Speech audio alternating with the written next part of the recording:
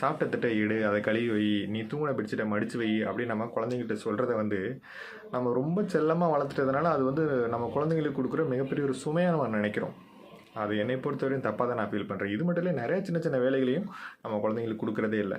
நமக்கு விவசாயம் தெரிஞ்சாலும் அந்த விவசாய வேலையில் நம்ம குழந்தைங்களுக்கு சொல்கிறது கூட நம்ம வந்து அது ஒரு மிகப்பெரிய சுமை, அது வந்து ஏதோ வேண்டா வெறுப்பு, அதெல்லாம் தேவையே இல்லை அப்படிங்கிற மாதிரி நம்ம நினைக்கிறோம். அப்படி கிடையாது. நமக்கு தெரிஞ்ச சின்ன சின்ன வேலையில் குழந்தைங்களுக்கு கொடுத்துக்கிட்டு தான் இருக்கணும். ப்ளஸ் அவங்களுக்கு நம்ம எதெல்லாம் கெட்டதுன்னு தெரியுதோ அதையும் நம்ம அப்போவே சொல்லிடணும். இப்போ சினிமா நமக்கு வந்து ஒரு படம், இந்த படம் வந்து கெடுதி, இந்த படத்தில் உள்ள இந்த கேரக்டர் வந்து ரொம்ப கெடுதி, குடிக்கிறது கெடுதி, ஆபாசம் கெடுதி அப்படிங்கிறது அப்பப்போ நம்ம குழந்தைங்களுக்கு சொல்லி கொடுத்துக்கிட்டே தான் இருக்கணும். நம்ம நிறையா ஃபீஸ் கட்டி பள்ளிக்கூடத்தில் படிக்க வைக்கிறோம், அதனால் நம்ம வந்து எல்லாமே அவங்க கற்றுக் கொடுத்துருவாங்க நம்ம நினைக்கிறது தப்பு.